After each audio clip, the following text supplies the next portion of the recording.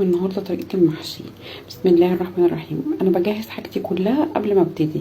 بقطع البصل وبقطع فلفل الوان وجزر وبجهز الحاجات اللي هحشيها قبل ما ابتدي اعمل الخلطة. انا بالاول كده بحط معلقتين زبدة وعليهم معلقة زيت، وبحط عليهم فلفل الوان وبشوحهم في الاول، وابتدي احط البهارات ملح وفلفل اسود وبهارات المحشي. بعد كده انا ببشر جزرايه واحطها على المحشي على الفلفل. بعد كده افضل اقلب فيهم لحد ما يتبلوا وانزل عليهم بالبصل. كميه البصل اللي بعملها تكون كبيره شويه، يعني لو هتعملي مثلا 2 كيلو قوطه حطي عليهم 3-4 بصلات كبار، يا ريت تكوني مقطعاهم بايديكي.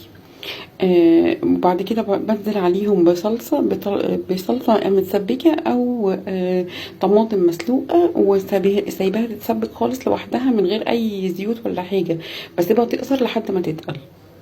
بعد كده بسيب بقى الحاجات دي كلها تتسبك مع بعضها، وابتدي اجهز بصلاية عليها ملح وفلفل اسود وبهارات محشي، وبحطها على الرز الاول واقلبها عليهم هما والخضرة.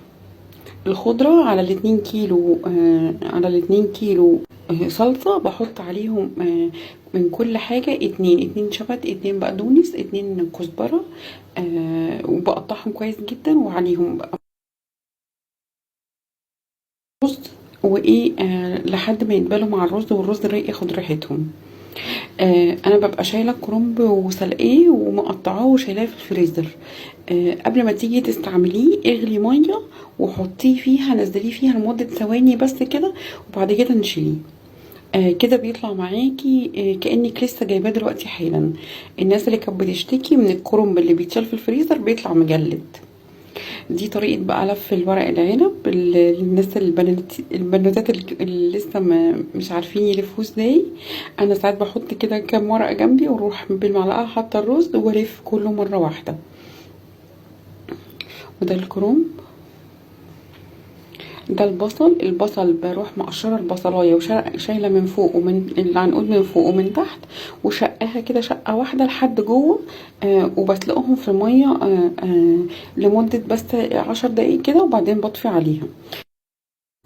بالنسبه لورق العنب انا بعمل الميه اللي بسقي بيها عليها دبس رمان، عليها ليمونتين عليها، وبقطع شرايح ليمون على الورق العنب وبسقي بيه لحد ما يستوي، واغطي المحشي كويس جدا عشان يستوي معاكي.